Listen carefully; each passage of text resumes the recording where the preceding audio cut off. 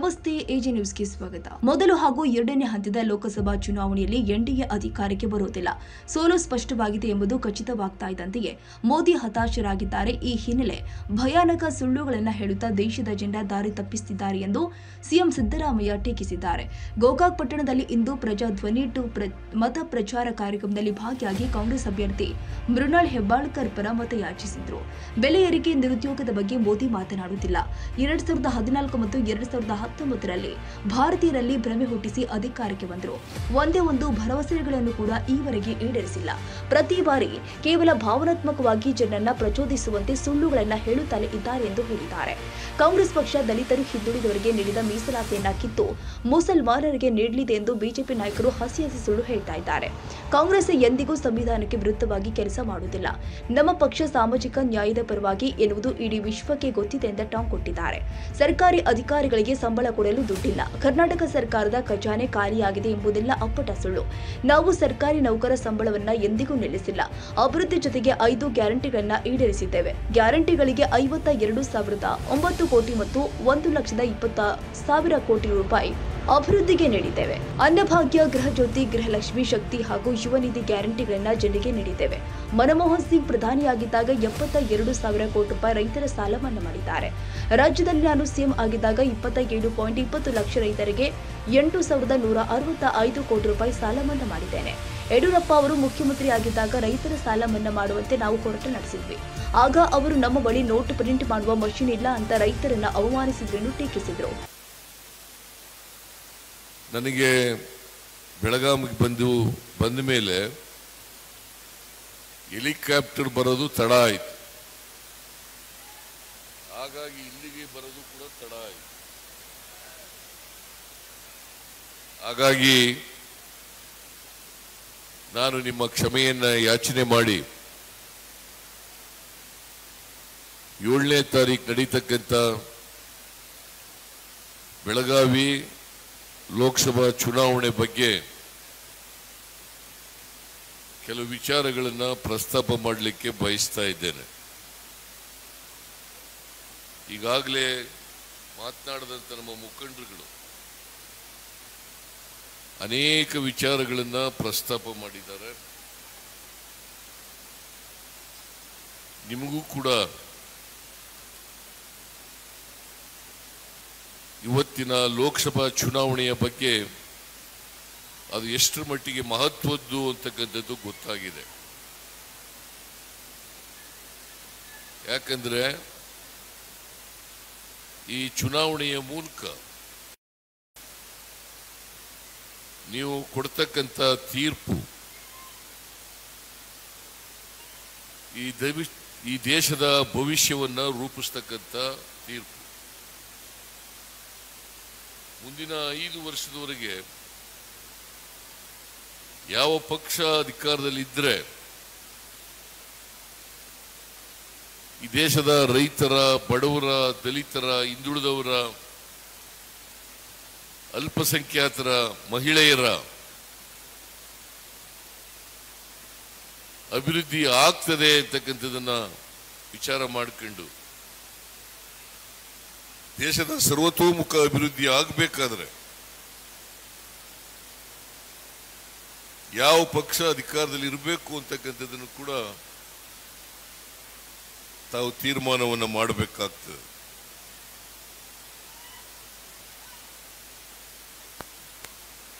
ನಿಮಗೆಲ್ಲ ಗೊತ್ತಿದೆ, ನರೇಂದ್ರ ಮೋದಿಯವರು ಈ ದೇಶದ ಅಧಿಕಾರದ ಚುಕ್ಕಾಣಿಯನ್ನ ಹಿಡಿದು 10 ವರ್ಷಗಳಾಯಿತು. 10 ವರ್ಷಗಳು. ಈ 10 ವರ್ಷಗಳಲ್ಲಿ ನರೇಂದ್ರ ಮೋದಿಯವರು ದೇಶದ ಭವಿಷ್ಯವನ್ನ ಬದಲಾವಣೆ ಮಾಡಲಿಕ್ಕೆ ಏನಾದರೂ ಪ್ರಯತ್ನವನ್ನ ಮಾಡಿದ್ರ? ಹೋಗ್ಲಿ, ನುಡಿದಂತೆ ನಡೆದಿದ್ದಾರಾ? ಅವರು 2014ರಲ್ಲಿ ಏನೆಲ್ಲ ಈ ದೇಶದ ಜನರಿಗೆ ಭರವಸೆಗಳನ್ನು ಕೊಟ್ಟಿದ್ರು ಆ ಭರವಸೆಗಳನ್ನು ಈಡೇರಿಸತಕ್ಕಂತ ಪ್ರಯತ್ನ ಮಾಡಿದ್ದಾರಾ ಅಥವಾ ಎಲ್ಲ ಉಳಿದಿದೆ?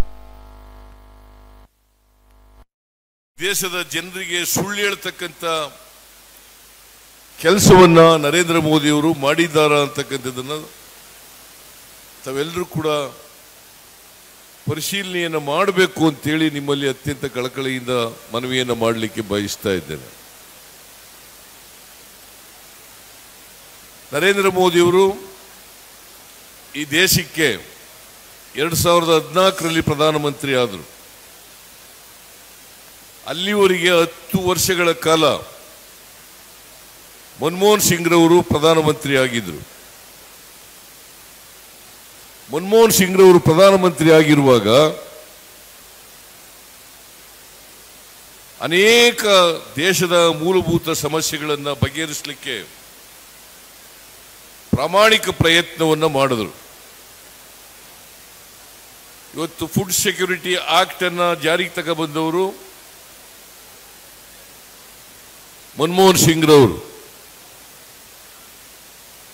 ರೈಟ್ ಟು ವರ್ಕ್ ಜಾರಿಗೆ ತಗೊಂಡ್ಬಂದವರು ಮನಮೋಹನ್ ಸಿಂಗ್ ರವರು.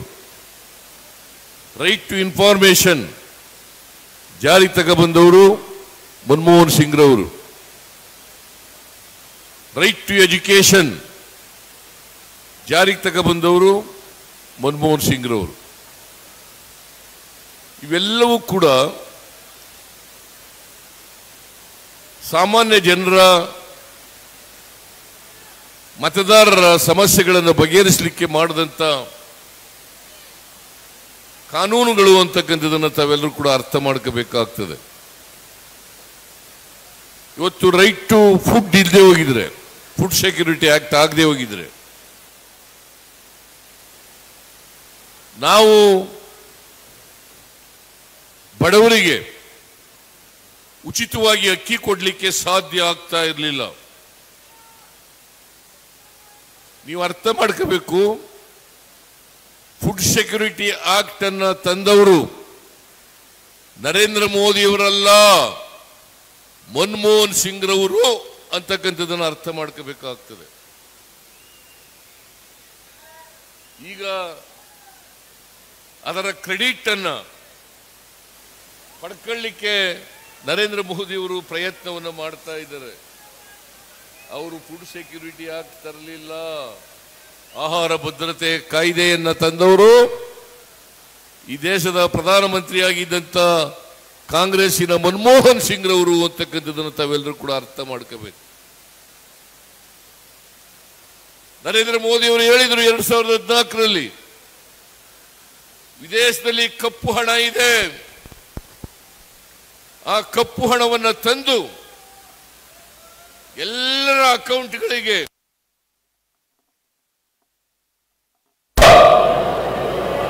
ಅವರ ಅಕೌಂಟ್ಗೆ ಜಮಾ ಮಾಡ್ತೀನಿ ಅಂತ ಹೇಳಿದ್ರು. ನಾನು ಇವತ್ತು ನಿಮಗೆ ಕೇಳ್ತೇನೆ, 10 ವರ್ಷ ಆಯ್ತು ನರೇಂದ್ರ ಮೋದಿ ಅವರೇ, ನಿಮ್ಮ ಅಕೌಂಟಿಗೆ 15 ರೂಪಾಯಿ ಬಂದಿದೆಯಾ?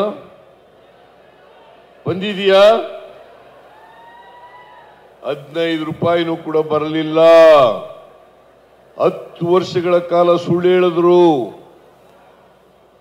ನರೇಂದ್ರ ಮೋದಿ ಅವರು ಹೇಳಿದ್ರು, ಈ ದೇಶದಲ್ಲಿ ನಿರುದ್ಯೋಗದ ಸಮಸ್ಯೆ ಇದೆ, ಅನೇಕ ಜನ ಯುವತಿಯರು ನಿರುದ್ಯೋಗಿಗಳಾಗಿದ್ದಾರೆ, ಅವರಿಗೆ ಕೆಲಸ ಕೊಡ್ಲಿಕ್ಕೋಸ್ಕರ ವರ್ಷಕ್ಕೆ 2 ಕೋಟಿ ಉದ್ಯೋಗಗಳನ್ನು ಸೃಷ್ಟಿ ಮಾಡುತ್ತೇನೆ. 2 ಕೋಟಿ ಉದ್ಯೋಗಗಳನ್ನು 10 ವರ್ಷ ಆದರೂ ಕೂಡ 20 ಲಕ್ಷ ಉದ್ಯೋಗಗಳನ್ನು ಕೂಡ ಸೃಷ್ಟಿ ಮಾಡಲಿಲ್ಲ.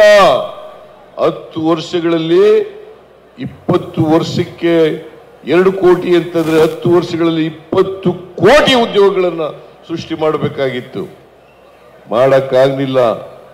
ಆ ಯುವತಿಯರು ನಿರುದ್ಯೋಗಿಗಳು ಕೆಲಸ ಕೊಡಿ ಅಂತಂದ್ರೆ ಪಕೋಡ ಮಾರಕ್ ಹೋಗಿ, ಬೋಂಡಾ ಮಾರಕ್ ಹೋಗಿ ಅಂತೇಳಿ ಅತ್ಯಂತ ಬೇಜವಾಬ್ದಾರಿ ಹೇಳಿಕೆಯನ್ನ ನರೇಂದ್ರ ಮೋದಿಯವರು ಕೊಟ್ಟರು ಅಂತಕ್ಕಂಥದ್ದನ್ನು ಇವತ್ತು ತಾವೆಲ್ಲ ಗಮನಿಸಿದ್ದೀರಿ. ಇವರು ಈ ದೇಶದ ಪ್ರಧಾನಮಂತ್ರಿ ಆಗ್ಲಿಕ್ಕೆ ಯೋಗ್ಯರ ಇಲ್ವಾ ಅಂತಕ್ಕಂಥದನ್ನ ತಾವು ವಿಚಾರ ಮಾಡಬೇಕಾಗ್ತದೆ. ಅದೇ ರೀತಿ ನರೇಂದ್ರ ಮೋದಿ 2014 ಹೇಳಿದ್ರು, ಭಾರತ ದೇಶ ಹಳ್ಳಿಗಳ ದೇಶ, ಕೃಷಿ ಪ್ರಧಾನವಾದಂಥ ದೇಶ. ಅದಕ್ಕೋಸ್ಕರ ರೈತರ ಆದಾಯವನ್ನ 2 ಪಟ್ಟು ಮಾಡ್ತೇನೆ, ರೈತರ ಆದಾಯವನ್ನ 2 ಪಟ್ಟು ಮಾಡ್ತೇನೆ ಅಂತ ಹೇಳಿದ್ರು. ಅದು ಯಾವಾಗ? 2022ನೇ ಇಸ್ವಿ ಒಳಗಡೆ ರೈತರ ಆದಾಯ 2 ಪಟ್ಟು ಮಾಡ್ತೇನೆ. ನಾನು ಕೇಳ್ತೇನೆ ನಿಮಗೆ, ರೈತರ ಆದಾಯ ಏನಾದ್ರು ಹೆಚ್ಚಾಯ್ತಾ?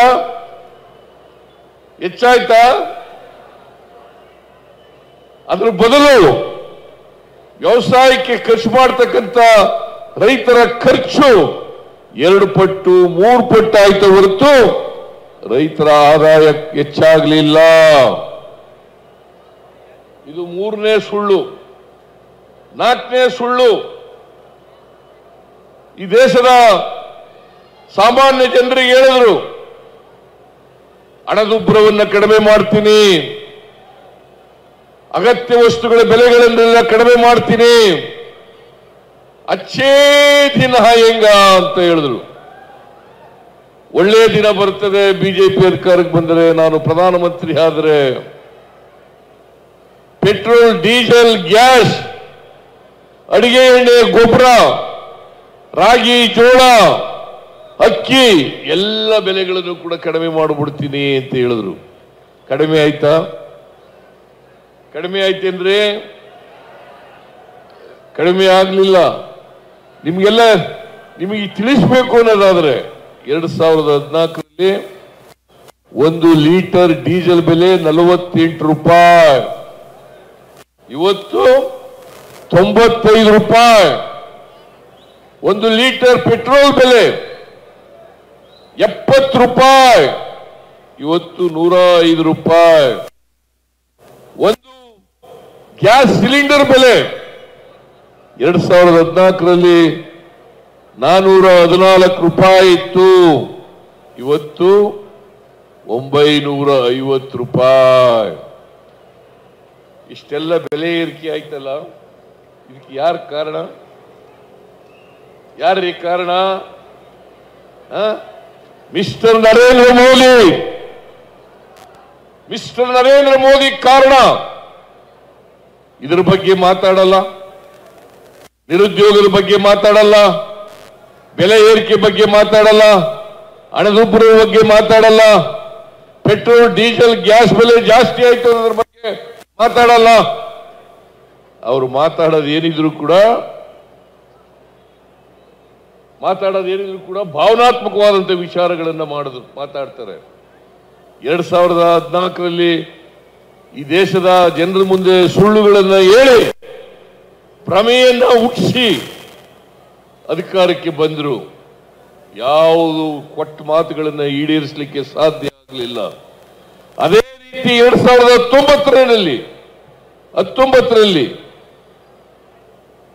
370 ಆರ್ಟಿಕಲ್ 370 ರದ್ದು ಮಾಡಿದ್ದೀವಿ. ಪುಲ್ವಾಮಾ ವಿಚಾರವನ್ನ ಪ್ರಸ್ತಾಪ ಮಾಡಿದ್ರು. ಜನ ಇವರನ್ನ ಮಾತುಗಳನ್ನ ನಂಬಿಕೊಂಡು ಓಟ್ ಕೊಟ್ಟರು.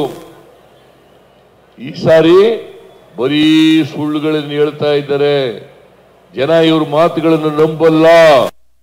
ಅದಕ್ಕಾಗಿ ಈಗಾಗಲೇ ನರೇಂದ್ರ ಮೋದಿ ಅವರು ಹತಾಶರಾಗಿದ್ದಾರೆ. ನಾವು ಮತ್ತೆ ಅಧಿಕಾರಕ್ಕೆ ಬರಲ್ಲ ಅಂತಕ್ಕಂಥದ್ದು ಗೊತ್ತಾಗಿದೆ ಬಿಜೆಪಿ ಅವರಿಗೆ, ನರೇಂದ್ರ ಮೋದಿ ಅವರಿಗೆ. ಯಾಕಂತಂದ್ರೆ ಆಕ್ಸಿಸ್ ಮೈ ಇಂಡಿಯಾ ಅಂತಕ್ಕಂಥವ್ರು ಸರ್ವೆ ಮಾಡಿದ್ರು. ಆ ಸರ್ವೆನಲ್ಲಿ ಇವರಿಗೆ ಬರೀ 210 ಸೀಟ್ ಮಾತ್ರ, 210 ಸೀಟು. ಆ 210 ಸೀಟ್ ಬಂದಿದೆ ಅಂತ ಗೊತ್ತಾದಾಗ, ಬಿಜೆಪಿ ಅಧಿಕಾರಕ್ಕೆ ಬರಲ್ಲ ಅಂತ ಗೊತ್ತಾದಾಗ ತಕ್ಷಣ ಅದನ್ನ ಡಿಲೀಟ್ ಮಾಡಿಸ್ಬಿಟ್ರು. ನಾನು ಹೇಳ್ತೀನಿ, ನರೇಂದ್ರ ಮೋದಿಯವರ ಪಕ್ಷ ಬಿಜೆಪಿ ಈ ಸಾರಿ ಅಧಿಕಾರಕ್ಕೆ ಬರಕ್ಕೆ ಸಾಧ್ಯನೇ ಇಲ್ಲ. ಸಾಧ್ಯನೇ ಇಲ್ಲ. NDA ಮತ್ತು ಮಿತ್ರ ಪಕ್ಷಗಳು ಕೇಂದ್ರದಲ್ಲಿ ಅಧಿಕಾರಕ್ಕೆ ಬರುತ್ತವೆ ಅಂತಕ್ಕಂಥದನ್ನ ತಾವೆಲ್ಲರೂ ಕೂಡ ಅರ್ಥ ಮಾಡ್ಕೋಬೇಕಾಗ್ತದೆ. ಈಗಾಗಲೇ 2 ಹಂತದ ಚುನಾವಣೆ ನಡೆದಿದೆ. 1ನೇ ಹಂತ, 2ನೇ ಹಂತ. 2ನೇ ಹಂತದಲ್ಲೂ ಕೂಡ ಕಾಂಗ್ರೆಸ್ ನೇತೃತ್ವದ NDA ಅಧಿಕಾರಕ್ಕೆ ಬರುತ್ತದೆ. ಬೇರೆ ಬಿಜೆಪಿ ವಿರೋಧವಾದಂತ ಪಕ್ಷಗಳು ಅಧಿಕಾರಕ್ಕೆ ಹೆಚ್ಚು ಸ್ಥಾನಗಳನ್ನು ಗೆಲ್ತಾರೆ ಅಂತಕ್ಕಂಥ ಗೊತ್ತಾದ ಮೇಲೆ ನರೇಂದ್ರ ಮೋದಿಯವರು ಹತಾಶರಾಗಿದ್ದಾರೆ. ಹತಾಶರಾಗಿ ಬಾಯಿ ಬಂದಾಗೆಲ್ಲ ಸುಳ್ಳು ಹೇಳಲಿಕ್ಕೆ ಪ್ರಾರಂಭ ಮಾಡಿದ್ದಾರೆ. ನರೇಂದ್ರ ಮೋದಿಜಿ, ನೀವು ಸುಳ್ಳು ಹೇಳಿದ್ರೆ ಎಷ್ಟು ವರ್ಷ ಜನರನ್ನ ದಾರಿ ತಪ್ಪಿಸಲಿಕ್ಕೆ ಸಾಧ್ಯ ಆಗ್ತದೆ. ನಿಮ್ಮ ಸುಳ್ಳನ್ನ ಯಾರು ಕೂಡ ಈ ಸಾರಿ ನಂಬಲ್ಲ. ಅವರು ಹೇಳ್ತಾರೆ ಒಂದು ಮಹಾ ಸುಳ್ಳು ಏನಪ್ಪಾ ಅಂತಂದ್ರೆ, ಹಿಂದುಳಿದವರು ದಲಿತರ ಮೀಸಲಾತಿಯನ್ನ ಕಿತ್ತು ಮುಸಲ್ಮಾನರಿಗೆ ಕೊಟ್ಬಿಡ್ತಾರೆ ಅಂತಕ್ಕಂಥ ಮಾತುಗಳನ್ನು ಹೇಳ್ತಾರೆ. ಇದು ಅತ್ಯಂತ ಹಸಿ ಸುಳ್ಳು. ಕಾಂಗ್ರೆಸ್ ಪಕ್ಷ ಯಾವತ್ತೂ ಕೂಡ ಮೀಸಲಾತಿ ಪರವಾಗಿದೆಯೇ ಹೊರತು, ಸಾಮಾಜಿಕ ನ್ಯಾಯದ ಪರವಾಗಿದೆಯೇ ಹೊರತು, ಸಂವಿಧಾನಕ್ಕೆ ಬದ್ಧವಾಗಿ ಕೆಲಸ ಮಾಡ್ತದೆ ಹೊರತು ಸಂವಿಧಾನಕ್ಕೆ ವಿರುದ್ಧವಾಗಿ ಯಾವತ್ತೂ ಕೂಡ ಕೆಲಸ ಮಾಡಲ್ಲ. ನರೇಂದ್ರ ಮೋದಿ ಅವರು ಅರ್ಥ ಮಾಡ್ಕೋಬೇಕು. ಆರ್ಟಿಕಲ್ 15 and 16 ಏನು ಹೇಳ್ತದೆ ಅಂತ ತಿಳ್ಕೋಬೇಕು. ಆರ್ಟಿಕಲ್ 15 ಮತ್ತು 16 ಏನು ಹೇಳ್ತದೆ ಅಂತಂದ್ರೆ, ಈ ದೇಶದಲ್ಲಿ 140 ಕೋಟಿ ಜನಸಂಖ್ಯೆ ಇರ್ತಕ್ಕಂಥ ಈ ದೇಶದಲ್ಲಿ ಯಾರಾದರೂ ಸಾಮಾಜಿಕವಾಗಿ, ಶೈಕ್ಷಣಿಕವಾಗಿ ಹಿಂದುಳಿದವರಿದ್ದಾರೆ, ಅವರೆಲ್ಲರೂ ಕೂಡ ಮೀಸಲಾತಿಗೆ ಅರ್ಹರು. ಅದರಲ್ಲಿ ಹಿಂದೂಗಳು ಇರಬಹುದು, ಮುಸಲ್ಮಾನರು ಇರಬಹುದು, ಕ್ರಿಶ್ಚಿಯನ್ರು ಇರಬಹುದು, ಬೌದ್ಧರು ಇರಬಹುದು, ಸಿಖ್ರು ಇರಬಹುದು, ಮತ್ತೆ ಜೈನರು ಕೂಡ ಇರಬಹುದು. ಯಾರೇ ಸಾಮಾಜಿಕವಾಗಿ, ಶೈಕ್ಷಣಿಕವಾಗಿ ಹಿಂದುಳಿದಿದ್ದಾರೆ ಅವರೆಲ್ಲರೂ ಕೂಡ ಮೀಸಲಾತಿಗೆ ಅರ್ಹರು. ನೋಡಿ, ಸಂವಿಧಾನಕ್ಕೆ ವಿರುದ್ಧವಾಗಿಯೇ ನರೇಂದ್ರ ಮೋದಿ ಅವರು ಚುನಾವಣೆಗೋಸ್ಕರ, ವೋಟ್ಗೋಸ್ಕರ ಅತ್ಯಂತ ನೀಚ ಕೆಲಸವನ್ನ ಈ ಚುನಾವಣೆಯಲ್ಲಿ ಮಾಡ್ತಾ ಇದ್ದಾರೆ. ಇದೇ ರೀತಿ ಅನೇಕ ಸುಳ್ಳುಗಳನ್ನು ಹೇಳ್ತಾ ಇದ್ದಾರೆ. ಕರ್ನಾಟಕದ ಬಗ್ಗೆ ಅಧಿಕಾರಿಗಳಿಗೆ ಸಂಬಳ ಕೊಡಕ್ಕೆ ದುಡ್ಡಿಲ್ಲ. ಅಧಿಕಾರಿಗಳಿಗೆ ಸಂಬಳ ಕೊಡೋಕೆ ದುಡ್ಡಿಲ್ಲ. ಅಷ್ಟರ ಮಟ್ಟಿಗೆ ಖಜಾನೆ ಖಾಲಿಯಾಗ್ಬಿಟ್ಟಿದೆ. ಇದು ಹಸಿ ಸುಳ್ಳು, ಶುದ್ಧ ಸುಳ್ಳು. ಯಾರಾದರೂ ಸರ್ಕಾರಿ ನೌಕರರು ಸಂಬಳ ಕೊಟ್ಟಿಲ್ಲ ಅಂತ ಹೇಳಿದಾರ? ನಾವು ಯಾರಿಗೂ ಕೂಡ ನಾವು ಅಧಿಕಾರಕ್ಕೆ ಬಂದ ಮೇಲೆ ಒಬ್ಬ ಸರ್ಕಾರಿ ನೌಕರನಿಗೂ ಕೂಡ ಸಂಬಳ ಕೊಡೋದನ್ನು ನಿಲ್ಲಿಸಿಲ್ಲ. ಅಭಿವೃದ್ಧಿ ಕೆಲಸಗಳನ್ನು ಕೂಡ ನಿಲ್ಲಿಸಿಲ್ಲ. ಜೊತೆಗೆ ಎಲ್ಲ ಗ್ಯಾರಂಟಿಗಳನ್ನು ಕೂಡ ಜಾರಿ ಮಾಡಿದೀವೋ ಇಲ್ಲ? ಏನ್ರಿ ನೀವು ಸುಮ್ಮನೆ ಕೂತಿದ್ದೀರಲ್ರಿ? ಮಾಡಿದೀವೋ ಇಲ್ಲ?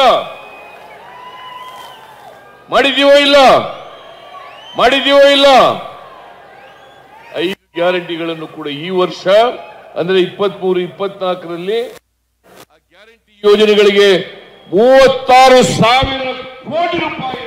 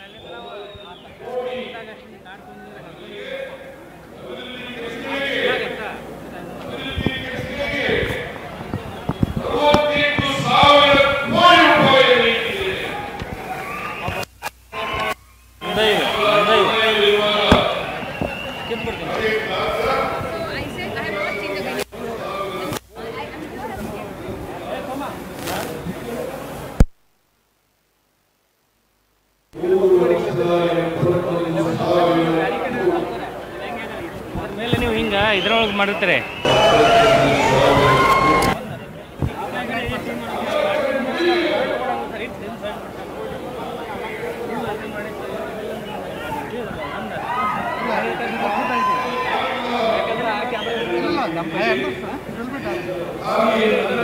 ಪ್ರೇಮ್ ಬರ್ಬೇಕು ಅನ್ನೋದು ನಮಗೆ ಆಸೆ ಇರೋದು.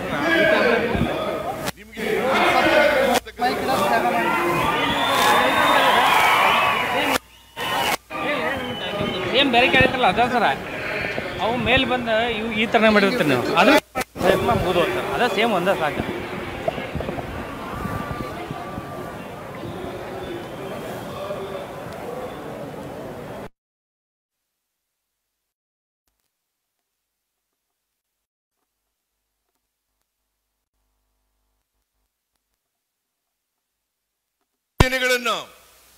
ನಾನು DK ಶಿವಕುಮಾರ್ ಇಬ್ರು ಕೂಡ ಸೈನ್ ಮಾಡಿ ಗ್ಯಾರಂಟಿ ಚೆಕ್ಗಳನ್ನು ಮನೆ ಮನೆಗೆ ಹಂಚಿದೋ. ಇವತ್ತು ನಾವು ಅಧಿಕಾರಕ್ಕೆ ಬಂದ 8 ತಿಂಗಳಲ್ಲಿ 5 ಗ್ಯಾರಂಟಿಗಳನ್ನು ಜಾರಿ ಮಾಡಿದ್ದೀವೋ ಇಲ್ಲ? 5 ಗ್ಯಾರಂಟಿಗಳನ್ನ ಇವತ್ತು ಇಲ್ಲಿ ಹೆಣ್ಮಕ್ಳು ಹೇಳ್ಬೇಕು, ನೀವೆಲ್ಲ ಫ್ರೀಯಾಗಿ ಬಸ್ನಲ್ಲಿ ಓಡಾಡ್ತಾ ಇದ್ದೀರಲ್ಲ, ಓಡಾಡ್ತಾ ಇದ್ದೀರೋ ಇಲ್ಲ? ಓಡಾಡ್ತಾ ಇದ್ದೀರಿ. ನಿಮಗೆ 5 kg ಅಕ್ಕಿಗೆ ಬದಲು 170 ರೂಪಾಯಿ ಒಬ್ಬರಿಗೆ ಬರ್ತಾ ಇದೆ ಇಲ್ಲ? ಬರ್ತಾ ಇದೆ. ಗೃಹ ಜ್ಯೋತಿ ಯೋಜನೆಯಲ್ಲಿ 200 ಯೂನಿಟ್ ವರೆಗೆ ಕರೆಂಟ್ ಬಿಲ್ ಅನ್ನು ಕೊಡ್ತಾ ಇಲ್ಲ ಅಲ್ಲ? ಕೊಡ್ತಾ ಇದ್ದೀರಾ? ಕೊಡ್ತಾ ಇಲ್ಲ. ನಾವು ಅದನ್ನೇ KEBಗೆ ನಾವೇ ಕಟ್ಕೊಡ್ತಾ ಇದ್ದೀವಿ. ಗೃಹಲಕ್ಷ್ಮಿ ಯೋಜನೆ, ಬಡವರ ಕೈನಲ್ಲಿ ದುಡ್ಡಿರಬೇಕು, ಕೊಂಡ್ಕೊಳ್ತಕ್ಕಂಥ ಶಕ್ತಿಯನ್ನು ಹೆಚ್ಚು ಮಾಡಬೇಕು ಅಂತೇಳಿ ತಿಂಗಳಿಗೆ 2,000 ರೂಪಾಯಿ ಕೊಡ್ತಾ ಇದೀವೋ ಇಲ್ಲ ಮನೆ ಯಜಮಾನಿಗೆ? ತಿಂಗಳಿಗೆ 2,000 ರೂಪಾಯಿ ಕೊಡ್ತಾ ಇದೀವೋ ಇಲ್ಲ? ಕೊಡ್ತಾ ಇದ್ದೀವಿ. ಯುವ ನಿಧಿ ಕಾರ್ಯಕ್ರಮ ಇದನ್ನ ವಿವೇಕಾನಂದರ ಜನ್ಮದಿನದಂದು ಆಚರಣೆಯನ್ನ ಅದನ್ನ ಜಾರಿಗೆ ತಗೊಳ್ಬೇಕಂತ ಇವತ್ತು ಯಾರು 22, 23ರಲ್ಲಿ ಪಾಸ್ ಆಗಿ ಕೆಲಸ ಸಿಕ್ಕಿರಲ್ಲ ಅಂತ ನಿರುದ್ಯೋಗ ಪದವೀಧರರಿಗೆ ತಿಂಗಳಿಗೆ 3,000 ರೂಪಾಯಿ, ಡಿಪ್ಲೊಮಾ ಹೋಲ್ಡರ್ಸ್ಗೆ 1,500 ರೂಪಾಯಿ. ನರೇಂದ್ರ ಮೋದಿಜಿ, ನೀವು 2 ಕೋಟಿ ಉದ್ಯೋಗ ಸೃಷ್ಟಿ ಮಾಡ್ತೀವಿ ಅಂದ್ರಲ್ಲ, ಮಾಡಿದ್ರ? ಮಾಡಲಿಲ್ಲ. ಪಾಪ ಇವು ಮೋದಿ ನಂಬ್ಕೊಂಡು ಮೋದಿ ಅಂತ ಅವ್ರಿಗೆಲ್ಲ ತೃಪ್ತಿ ತಿಮ್ಮಪ್ಪನ 3 ನಾಮ ಹಾಕ್ಬಿಟ್ರು. ಕೆಲಸ ಕೇಳಿದ್ರೆ ಪಕೋಡ ಮಾರಕ್ ಹೋಗಿ ಅಂತಂದ್ರು. ಇದು ನರೇಂದ್ರ ಮೋದಿ ಮಾಡದಂತ ಯುವಕರಿಗೆ ದ್ರೋಹ ಅಂತಕ್ಕಂಥ ಮಾತುಗಳನ್ನು ಹೇಳಲಿಕ್ಕೆ ಬಯಸ್ತಾ ಇದ್ದೇನೆ. ಇದು ದ್ರೋಹ. ಇವತ್ತು ನಾವು ಗ್ಯಾರಂಟಿ ಯೋಜನೆಗಳನ್ನು ಜಾರಿ ಮಾಡಿದ ಮೇಲೆ, ತೆಲಂಗಾಣದಲ್ಲಿ ಗ್ಯಾರಂಟಿ ಯೋಜನೆಗಳನ್ನು ಜಾರಿ ಮಾಡಿದ ಮೇಲೆ ಜನರಿಗೆ ಕಾಂಗ್ರೆಸ್ ಪಕ್ಷದ ಬಗ್ಗೆ ನಂಬಿಕೆ ಬಂದಿದೆ, ವಿಶ್ವಾಸ ಬಂದಿದೆ. ಹಾಗಾಗಿ ಅಖಿಲ ಭಾರತ ಕಾಂಗ್ರೆಸ್ ಪಕ್ಷ, ಶ್ರೀ ಮಲ್ಲಿಕಾರ್ಜುನ ಖರ್ಗೆ ಅವರು, ಶ್ರೀ ರಾಹುಲ್ ಗಾಂಧಿ ಅವರು 25 ಗ್ಯಾರಂಟಿಗಳನ್ನು ಘೋಷಣೆ ಮಾಡಿದ್ದಾರೆ. 25 ಗ್ಯಾರಂಟಿಗಳನ್ನು ಘೋಷಣೆ ಮಾಡಿದ್ದಾರೆ. 5 ಗ್ಯಾರಂಟಿ ಯೋಜನೆಗಳಿಗೆ ಮಲ್ಲಿಕಾರ್ಜುನ ಖರ್ಗೆಯವರು, ರಾಹುಲ್ ಗಾಂಧಿಯವರು ಸೈನ್ ಮಾಡಿ ಆ ಗ್ಯಾರಂಟಿ ಕಾರ್ಡ್ಗಳನ್ನು ಎಲ್ರಿಗೂ ಹಂಚಿದ್ದಾರೆ. ನಾವು ಗೃಹಲಕ್ಷ್ಮಿ ಯೋಜನೆ ಅಂತ ಮಾಡಿದ್ರೆ ಅವರು ಮಹಾಲಕ್ಷ್ಮಿ ಅಂತ ಕರೆದಿದ್ದಾರೆ. ಮಹಾಲಕ್ಷ್ಮಿ ಬಡವರಿಗೆ, ಒಂದು ಬಡ ಕುಟುಂಬದ ಮಹಿಳೆಗೆ 1 ವರ್ಷಕ್ಕೆ 1 ಲಕ್ಷ ರೂಪಾಯಿ, 1 ಲಕ್ಷ ರೂಪಾಯಿ. ನಿರುದ್ಯೋಗಿ ಯುವಕನಿಗೆ 1 ಲಕ್ಷ ರೂಪಾಯಿ ಅಪ್ರೆಂಟಿಸ್ಶಿಪ್, 1 ಲಕ್ಷ ರೂಪಾಯಿ. ರೈತರ ಸಾಲ ಸಂಪೂರ್ಣವಾಗಿ ಮನ್ನಾ. ಅಪಪ್ರಚಾರವನ್ನು ನಂಬೇಡಿ. ಈ ಸಾರಿ ಕಾಂಗ್ರೆಸ್ಗೆ ಮತ ಹಾಕ್ತಿರಿ ಅಲ್ವಾ? ಮತ ಹಾಕ್ತಿರಿ ಅಲ್ವಾ? ನಮ್ಮ ಅಭ್ಯರ್ಥಿಗೆ ಆಶೀರ್ವಾದ ಮಾಡ್ತೀರಿ ಅಲ್ವಾ? ನನಗೆ ಆಶೀರ್ವಾದ ಮಾಡ್ತೀರಿ ಅಲ್ವಾ? ಕಾಂಗ್ರೆಸ್ ಅಭ್ಯರ್ಥಿ ಗೆದ್ರೆ ನನಗೆ ಶಕ್ತಿ ಬರುತ್ತದೆ. ಇನ್ನು ಹೆಚ್ಚು ಕೆಲಸವನ್ನು ಉತ್ಸಾಹದಿಂದ ಮಾಡಲಿಕ್ಕೆ ಸಾಧ್ಯ ಆಗ್ತದೆ. ಅದಕ್ಕೋಸ್ಕರ ತಾವೆಲ್ಲರೂ ಕೂಡ 7ನೇ ತಾರೀಕು ಮತಗಟ್ಟೆಗೆ ಹೋಗಿ ನಮ್ಮ ಪಕ್ಷದ ಅಭ್ಯರ್ಥಿಯ ಕ್ರಮ ಸಂಖ್ಯೆ 3 ಕ್ರಮ ಸಂಖ್ಯೆ 3, ನಮ್ಮ ಚಿಹ್ನೆ ಹಸ್ತದ ಗುರುತಿನ ಮುಂದೆ ಬಟನ್ ಒತ್ತೋದ್ರ ಮೂಲಕ ನಮ್ಮ ಪಕ್ಷದ ಅಭ್ಯರ್ಥಿಯನ್ನ ಗೆಲ್ಲಿಸ್ಕೊಡ್ಬೇಕು, ಆಶೀರ್ವಾದ ಮಾಡಬೇಕು ಅಂತೇಳಿ ನಿಮ್ಮಲ್ಲಿ ಕಳಕಳಿಯ ಮನವಿಯನ್ನು ಮಾಡಿ ನನ್ನ ಮಾತನ್ನು ಮುಗಿಸ್ತೇನೆ. ಜೈ ಹಿಂದ್, ಜೈ ಕರ್ನಾಟಕ, ಜೈ ಕಾಂಗ್ರೆಸ್.